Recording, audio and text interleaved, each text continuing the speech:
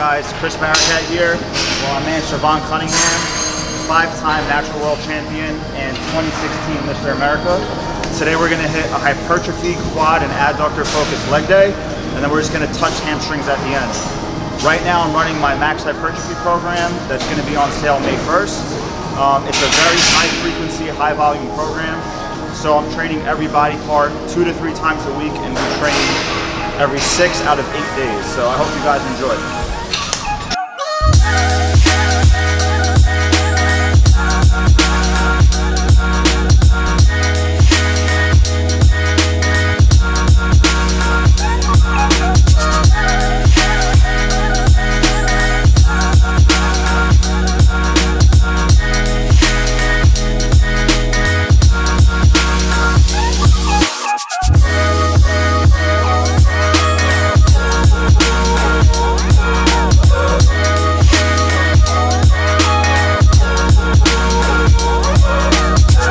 Alright guys, so the first set of exercises that we did was hip adduction, hip abduction, and Jefferson squats. And the reason I really like to start off with that, it's going to loosen up my hip musculature, it's going to get my glutes firing properly, and it's really going to put a lot of stress on my adductors when I'm doing these Jefferson squats. So I'm going to start the workout with this, and then we're going to start getting into quads. Also, because my adductors will be a little bit pre-fatigued, it's going to force my quads to fire more when I get into the compound lifts.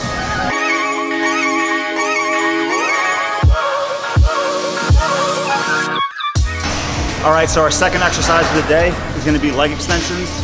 And although it's an isolation movement, and a lot of you guys may not perform this early on in your workout, it's unique because it allows you to overload your quadriceps when they're fully shortened. So at the top of the motion, that's when your quadriceps are overloaded here. And when you do compound exercises like hack squats or leg press or normal barbell squats, you can't overload your quadriceps when they're fully shortened. So the leg extension provides that unique kind of stimulus. So although I'm going to be using lighter loads on my compound lifts, this enables me to maximally engage my quadriceps when they're fresh and overload them when they're fresh. So it's good to switch up your workouts. I wouldn't do this on a strength-based workout, but today's a hypertrophy-focused workout, and it's absolutely appropriate to try an isolation movement first.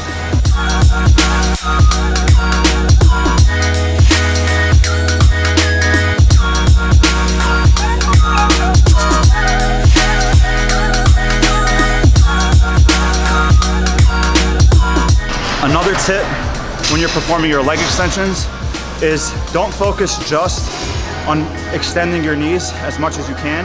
You also want to flex your hip joint as if you're doing a leg raise. And what that's going to do is fully shorten your rectus femoris muscle, because there's 4 heads of your quadricep. All 4 of them perform knee extension, but your rectus femoris also performs hip flexion. So if you want to get your quads as short as possible, perform hip flexion at the end of the movement.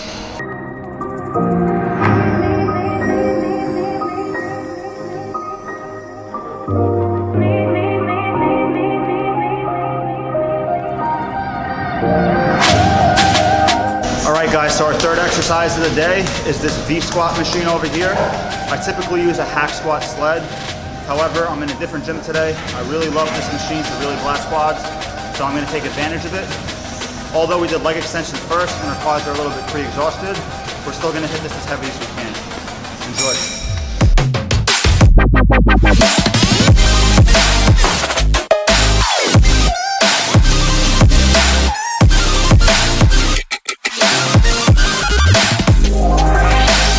Alright guys, another thing I wanted to mention, intra-workout, I do utilize carbohydrates and amino acids. Right now I'm contest prepping, so my glycogen stores are pretty depleted, my calories are pretty low. So once I get into my workout, I might start off with good energy, but then I start crashing.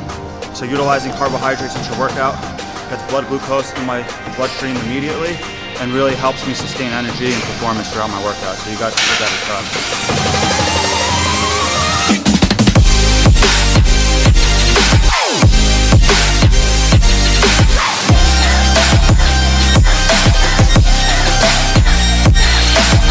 Alright guys, our next exercise is leg press. We're going to do a little variation here. We're going to start with our feet wide, toes pointed out a bit. We're going to do about 10 reps or so. Once we get fatigued, we're going to move our feet position into a more narrow stance and perform more reps, probably 10 reps or so as well. We start wide, there's gonna be more tension on the adductors. When we move our feet closer, it's gonna be a little bit more quad dominant, a little bit more hip flexion dominant.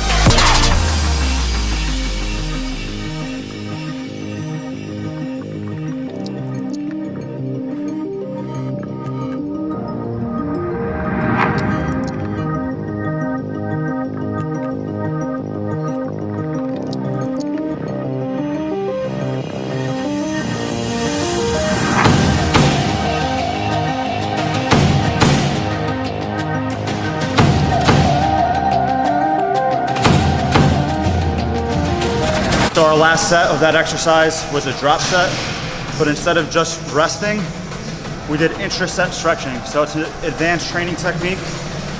You create a lot of mechanical tension while you're stretching. However, you also trap blood in your muscle, so you create a larger pump. Over time, this leads to more metabolic stress. You get more lactic acid buildup, and that could be another stimulus for hypertrophy. So even though we're not using heavy loads and heavy mechanical tension on the leg press, we're creating hypertrophy through two different mechanisms, which is acute cell swelling, which is the pump, and then metabolic stress.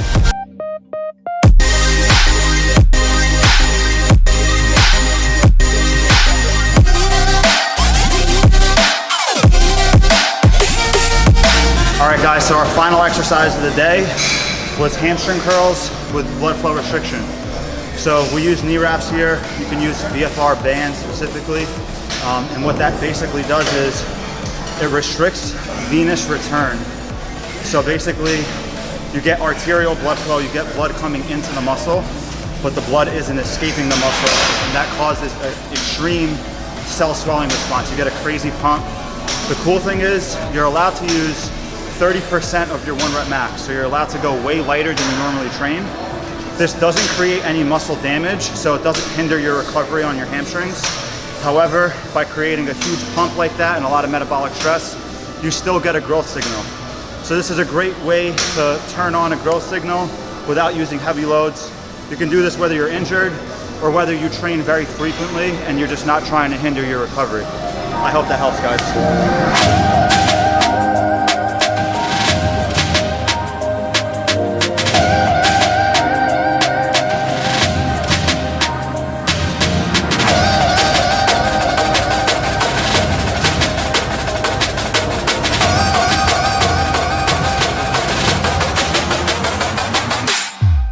All right guys, that wraps up our quad and adductor leg training.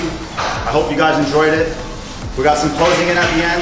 We had no upper body pump, but this guy is still looking crazy. My man Shevon Cunningham is a great friend of mine. I'm truly humbled just for him to give me the opportunity to work out with him, get to know him on a personal level, and then play any sort of role whenever he preps. He lets me just take a look at him, give him any sort of input, and that means a lot to me, man. I started looking up to him since 2011 once I got involved with the sport, and it's just truly an honor that we have this relationship. And I just want to thank you publicly. Got love for you, big bro. He's from... It was mutual, brother. It was mutual. He lives in Jersey right now. He was in Orlando for the weekend for a wedding, and we had to get a lift in, so I drove here from Tampa. When he comes down, he sometimes comes out to Tampa for me to get a workout in with him. And yeah, man, we started kicking it when we were both living in New York, and I'm just very thankful to have you in my life. I hope you had a great leg workout. You probably won't be walking at the wedding tomorrow, but we came here to make gains. Do you have anything to say, bro? It's always a pleasure working out with Chris, and it's always a pleasure seeing Chris. And like he said, we met a few years back in New York, and I was just drawn to him because he was such a humble kid with so much knowledge and so much potential, but still so humble. So he says he look up to me, but in reality, I really look up to him a lot. And you know, I have a lot of respect for him, not only as a bodybuilder or for the vast majority of knowledge that he has. It's just, I just have a lot of respect for him as a person. He's very humble, very respectful, and just a great guy. And whenever time I'm in Florida, visiting my in-laws, I either go see him or he comes see me. But I don't think there's ever a time in the past year or so that I've been here where we don't see each other. Yeah, I mean, it's a great leg workout. Like you said, I probably won't be able to walk tomorrow, but it's a great leg workout. It was a great team. It's all about me. Thank you so much. Love you, brother. Hope you guys enjoyed. Thank you.